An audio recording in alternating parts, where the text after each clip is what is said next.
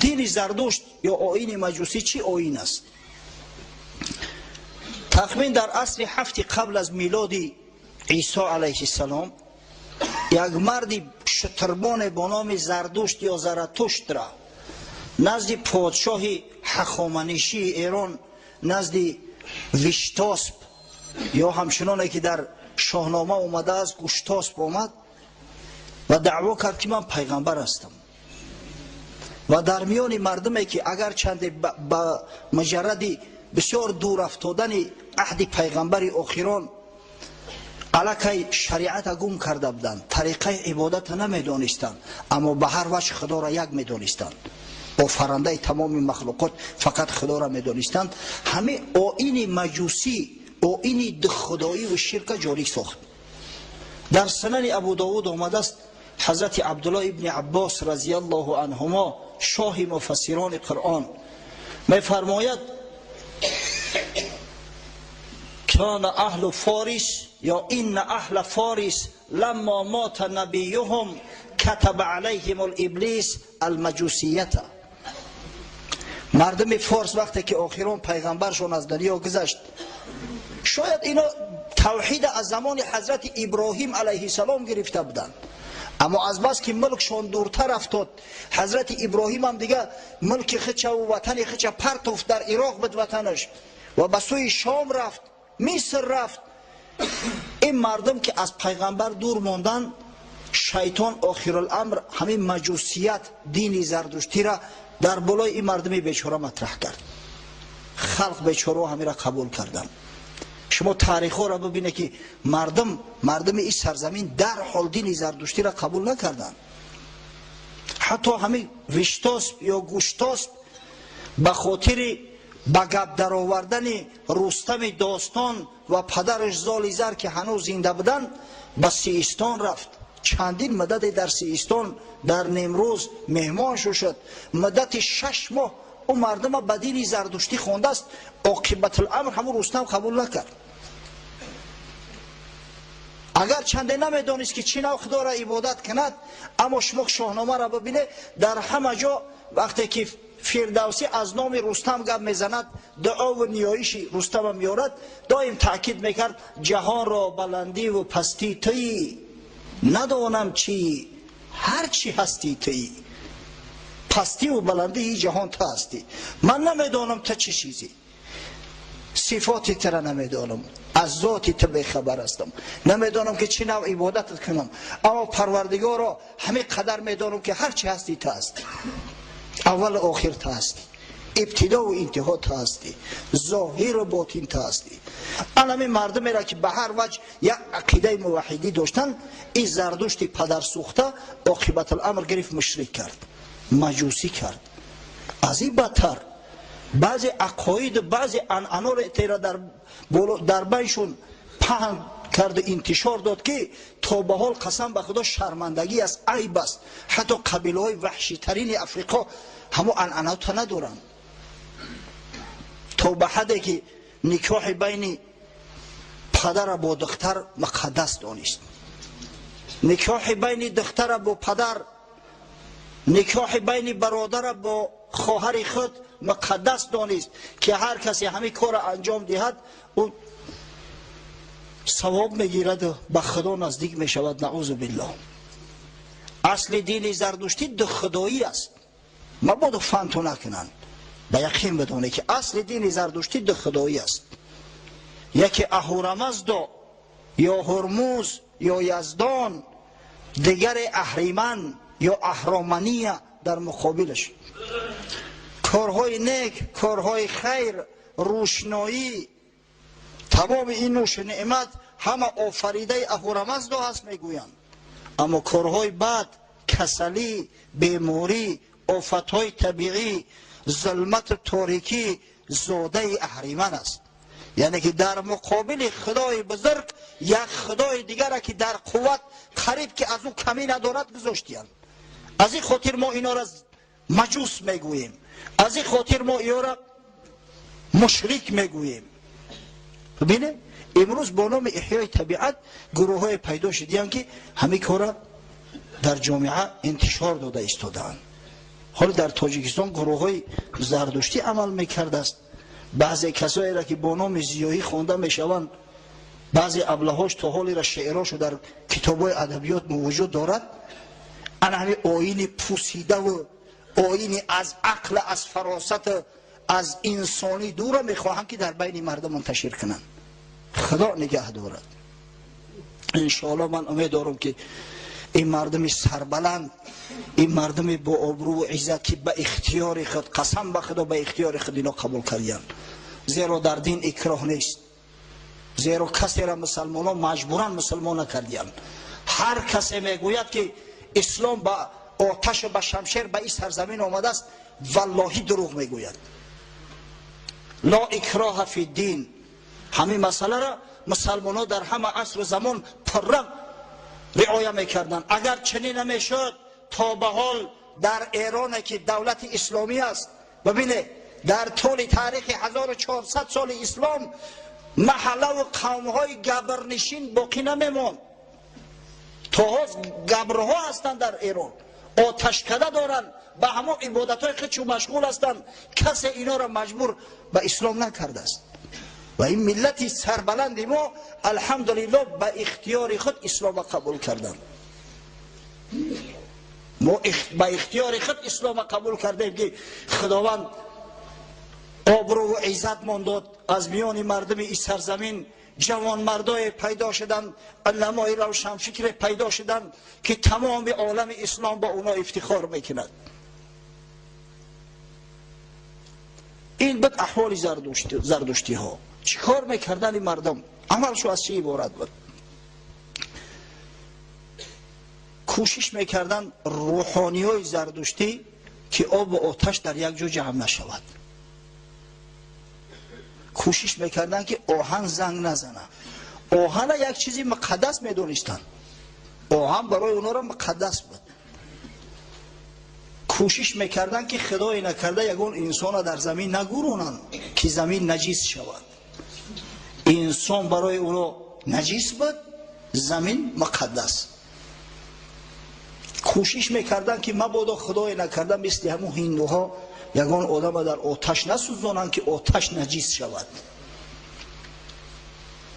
تمام عبادت شو عبارت از همین است. اگر به شرطی که به خاطر عبادت همون آتش داخل معبدهای خود که میشدن دهاناشون را میپوشاندن که مبادا همون بوی دهن مون یا نجاستی که از دهن میبرید به آتش اصابت کند و آتش نجیس بسازد. اصل عقیده زردشتی ها همی بودن که واقعا خنده آور است برای مردمی با عقل با فراست پیروی کردن از یک چنین یک حرکت جریانی که چه جای دین دیانت عقل سالم انسانی قبولش ندارد. در روزهای عیدشان با پیشاب گاو او غسل میکردیم. ما توصیه میکنیم در دین مبین اسلام که بچه ها قبل از او که مسجد بیاید وضو بگیرید، اگر غسل کنید باز نور علی نور می شود. بچه ها خوشبویی استفاده برید، زیرا که حبیب خدا محمد صلی الله علیه و سلم خوشبویی را دوست می داشت. باید ما بوی خوش داشته باشیم. تاکید میکنیم که بچه های نوزکش خدا جانتون مست کنه، نوس بس کنه، نوس نکشید. یا او کسایی که نوس بس کرده نمیتونه قبل از مسجد آمدن حتما دندانا را مسواک زنید، تازه کنید تا ملائکه ها را از مسجد نگریزانید. اینا برای عبادت محض با پیشاب گاو غسل میکردیم. اینا کار اینا رفتارشون. یک برادر ادعا کرد که همین تهمت است که گویا ترغیب تشویق میشده است که پدر دختر را بزنی گیرد. همین کار نیست، این تهمت است در حق زردشتی ها. گفتیم برادر تنها کتاب زردشتی ها را به فکر بخوانده رود در گروه یگان تاریخ اگر میخواندی این سفسطه را نمیگفتی. حتی بعضی پادشاه های ایران حرامزاده بودند.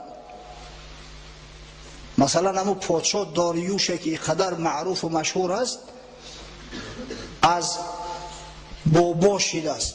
باباش به مادر این میرسد، داریوش تولد میشود.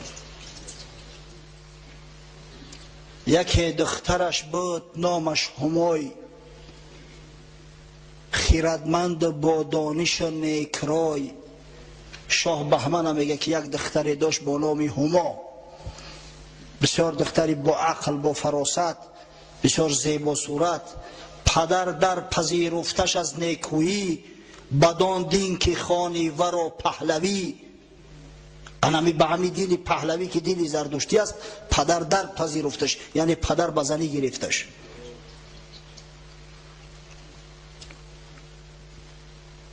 همای خیرتمند تابنده ماه، چنان شد که آبستن آمد ز شاه. بگذار که کتابای تاریخ قبول نمیکنه که تاریخ تبری از مسلمان ها است، تاریخ البدایت و نهایه از مسلمان ها است. لااقل تو چشمات کلانتر باز کن، فردوسی را بخون. فردوسی که معرخ نیست، یک عالم دانمارکی، یک عالم دنیگی با نام کریستیانسن، ارتور کریستیانسن، تاریخ ایران ساسانی یا که تاریخ ایران در عهد ساسانیان نام کتاب دارد. یک کتاب بسیار بزرگ است، به زبان روسی و به زبان فارسی ترجمه شده است. اگر کدام دسترس کرده بگیره بخونه، بعد ببینه که تا کدام درجه اینا غرق هوا و شهوت شده بودند، تا کدام درجه جاهل احمق شده بودند. اگه تصور کنه که امروز با کسایی پیدا شدن که همو آیین پوسیده را از نو با میخواهند احیا کنند، در میان مردم انتشار دهند. وای به حال تو. الحمدلله ما فخر میکنیم که به شرافت محمد صلی الله علیه و سلم ما موحد گشته ایم، عقیده داریم، دین آیین داریم، افتخار داریم. افتخار به اون داریم که امروز مردم مسلمان شاید در دنیا یگانه ملت موحد باشند. ما فخر میکنیم به او که خدای تعالی عقل فراست مون بیدار کرده است که در نزد یک بت سنگی سجده نمیکنیم، در نزد یک آتش سجده نمیکنیم، با پیشاب گاو غسل نمیکنیم. این فخر افتخار ما است. با کجا ما را میکشیم؟ حضرت مولوی روم یک قصه آورده است. آن یهودی گبرک آتش پرست، بحر عذب هند در کشتی نشست. باد شرطه کرد گمراهی رشید، باد کشتی غرق کن اندر رسید. یک گبرک از همون محله گبریان تهران به خاطر سفر هندوستان به خلیج فارس می آید. در هندوستان گبری ها زیادند، یعنی همون آتش پرستا و زردشتی ها زیاد هستند. در کشتی نشست که قدرت خدای تعالی در بحر طوفان خیست. طوفان بحر میدونین آخه بعضا طوفان به حد بلند می شود که کشتی های معاصر و زمانویه که اقیانوسگرد هستند همش با موتور کار میکنن، بعضیش غرق میشوند. تصور کنه که در او عصرهای میانه کشتی های خوردی بادباندار چینا میتونستن که در مقابل او طوفان ها مقاومت کنند.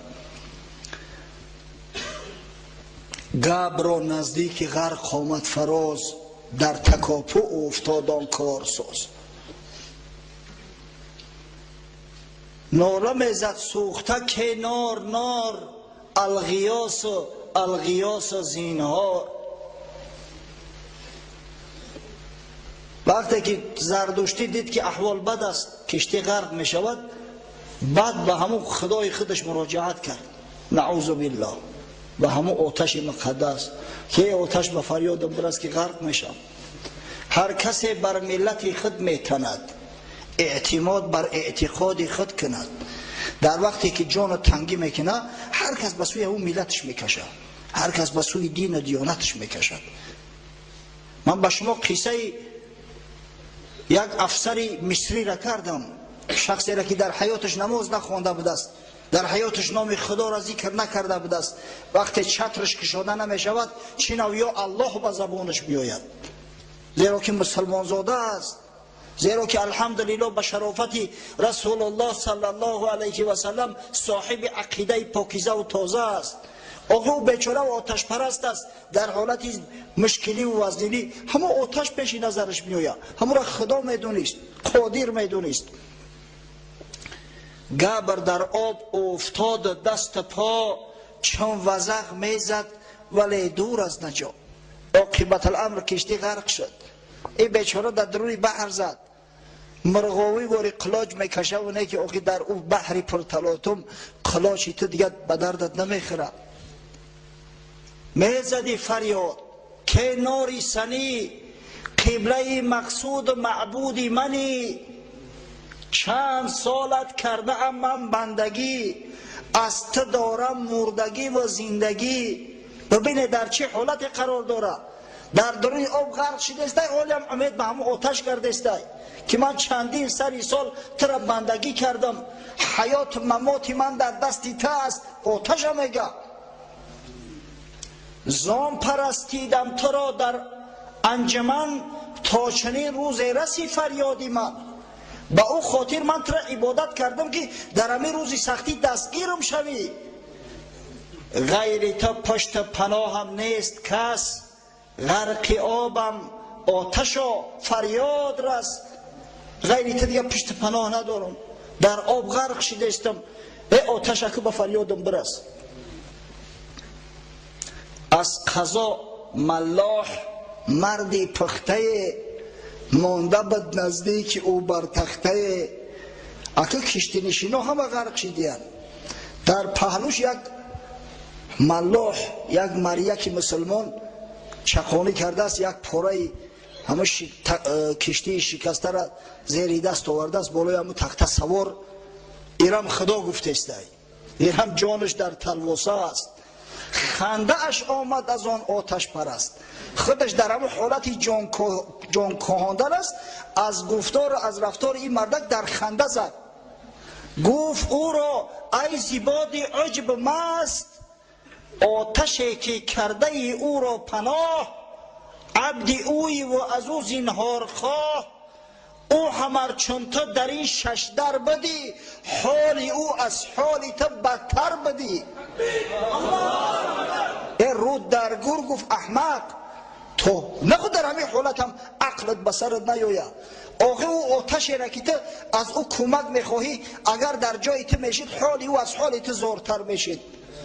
ابله احمق، خداوند تو را از خاک خلقت کرده است، آب تو را غرقت میکنه نگیده میکشد، محلول نمیشه در آب. اما او بیچاره آتش در یک لحظه خاموش میکنه. خالق آتش بود فریاد رس، غافل از رحمت مشو ای هیچ کس. ای رود در گور، فقط انمو خالق آتش به فریادت میرسه، خالق آب در این لحظه به فریادت میرسه.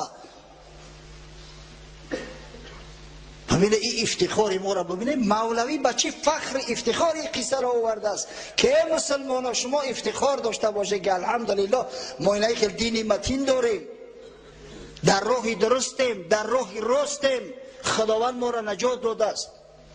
و ایلو مثل همون زردشتی آتش مقدس گفته میگشتیم.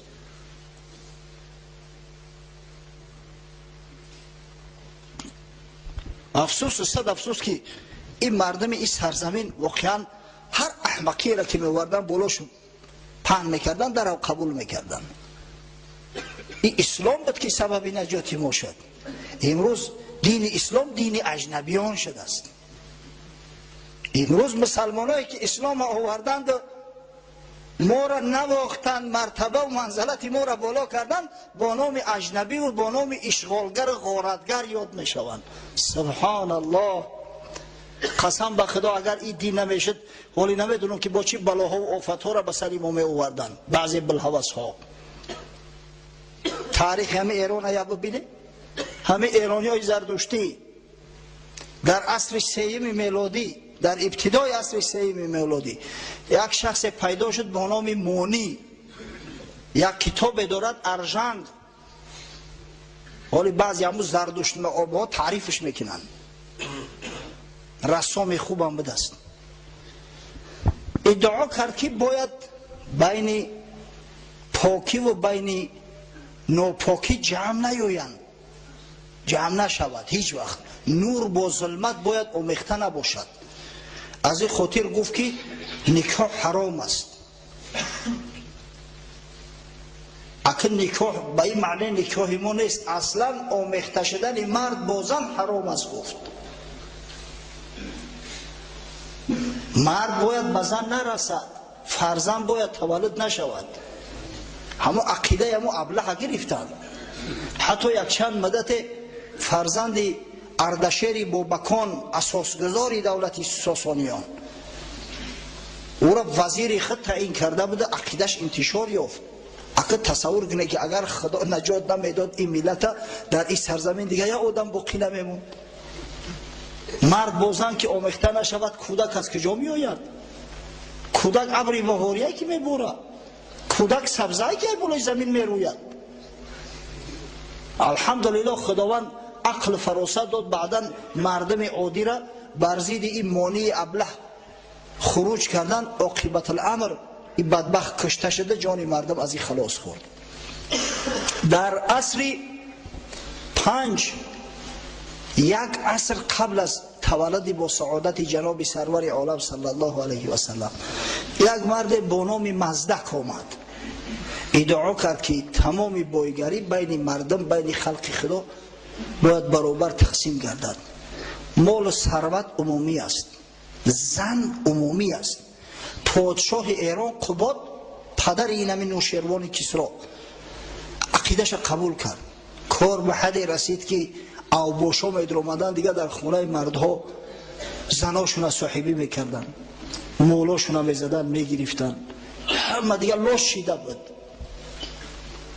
حتی در بعض متنهایی که از همون زمان باقی مانده است آمده است که مردم دیگه غیرت عمیت گم کردیان. مردم به حد بیناموس شدیان که در نزدشون میآیند مردای بیگانه به زناشون میرسن، به دختراشون میرسن، چشمشون هم میپره، پروایی ندارن. تصور کنه که همه آیین مزدکیه در اینجا پهن میشد. الحمدلله اسلام اومد، این دین زردشتی پلید از بین برد و ایلا با کی میدونه که چه حیله‌گرا و چه مکارا پیدا میشدند، چه زلزله ها میشه در این جامعه و در این مملکت.